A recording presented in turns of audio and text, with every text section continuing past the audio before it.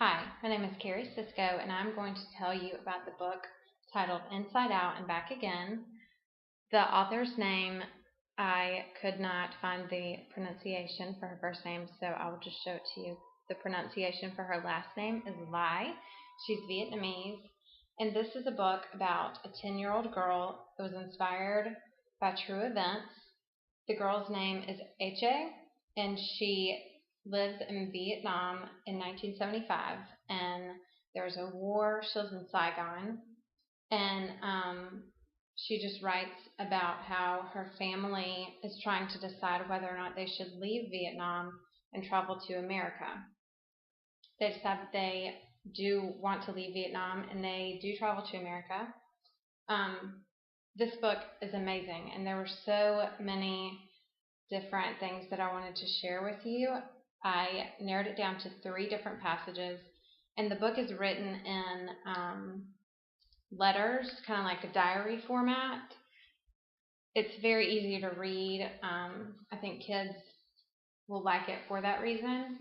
It's not too hard. It's not overwhelming. It's not a whole page that's just full of print. But H.A. tells about her travels to America, how they come over on a boat, and all the trials that they had to face that time. And they actually come to Alabama, which I think is obviously a great connection and will get kids a little more interested since it's dealing with their own state.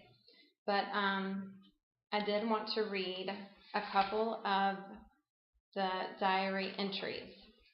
And one is when H.A. has traveled to America.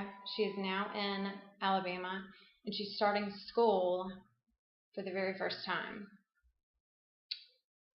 It's hard for her to overcome the fact that she's smart. She just can't speak English, and she feels like everybody thinks that she's just not very smart because she can't talk, or they think that she can't do the math. But really she can, she just doesn't know how to do it in our language. So one entry that I wanted to read to you is titled Black and White and Yellow and Red. The bell rings. Everyone stands. I stand. They line up. So do I. Down a hall, turn left, take a tray, receive food, sit. On one side of the bright, noisy room, light skin. Other side, dark skin. Both laughing, chewing, as if it never occurred to them someone medium would show up. I don't know where to sit any more than I know how to eat. The pink sausage snuggled inside bread, shaped like a corn cob, smeared with sauces yellow and red. I think they are making fun of the Vietnamese flag until I remember no one here likely knows that flag's colors. I put down the tray and wait in the hallway. So that's just her first impression of an American lunchroom. And all of the book is written kind of like that, short sentences, like I said, really easy to read. Another entry that I wanted to read, I think kids will really enjoy and probably understand. I know I struggle with spelling, and so I thought this was really funny. Spelling rules. Sometimes the spelling changes when adding an S. Knife becomes knives. Sometimes a C is used instead of a K, even if it makes more sense for cat to be spelled cat with a K. Sometimes a Y is used instead of an E, even if it makes more sense for moldy, M-O-L-D-Y, to be spelled moldy, M-O-L-D-E. Whoever invented English should have learned to spell. I thought that was really funny because, like I said, I can relate. This is a more sad entry, and I'll just read it really quickly so that you will see. Someone knows. My word for today is delicious. Miss Washington asks, was your lunch delicious? Before speaking, I have to translate in my head. She waits. I eat candy in toilet. Miss Washington looks panicked. What? I realize my mistake. Oh, the toilet. She doesn't look any happier. I add, not candy all the time. But you always eat in the bathroom? I nod. why? How can I explain dragonflies do somersaults in my stomach whenever I think of the noisy room full of mouths chewing and laughing? I'm still translating when her eyes get red. I'll pack you a lunch and you can eat at your desk. No eating class. I'll fix that. Things will get better. Just you wait. I don't believe her, but it feels good that someone knows.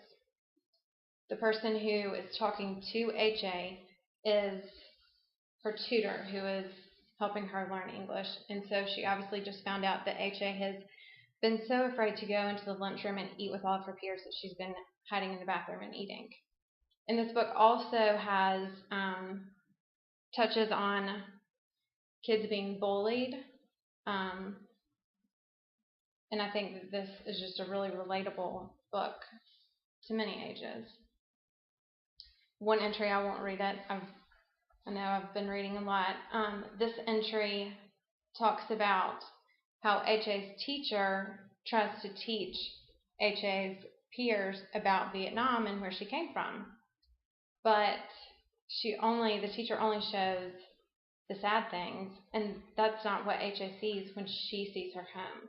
So this teacher shows photographs of a burned, naked girl running, crying down a road, people climbing, screaming, desperate to get on the last helicopter out of Saigon. And then it goes on to talk about just really sad things that the teacher teaches her peers. And then at the end she says, no one would believe me, but at times I would choose wartime in Saigon over peacetime in Alabama. And I think that was really poignant for me to remember to be very sensitive when we are trying to teach about other people's cultures and where they're from.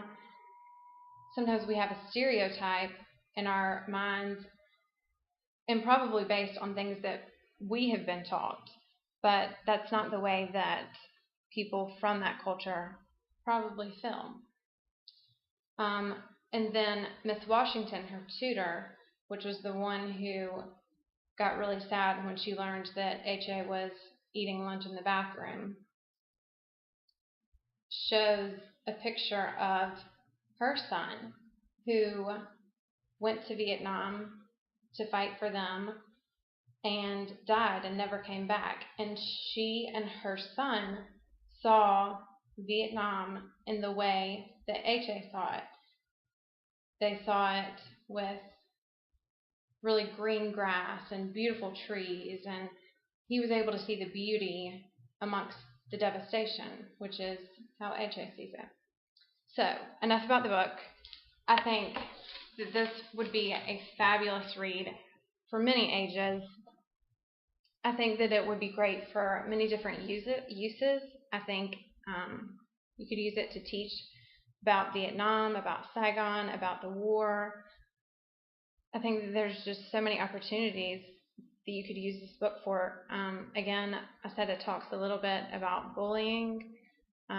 It shows HA's side of how she feels. So maybe if there are kids that are coming from another culture and that are just learning English, this may be kind of a look into how they're feeling, especially if they don't have the words to express themselves. So this was a fabulous read. Again, it's called Inside Out and Back Again. Thank you.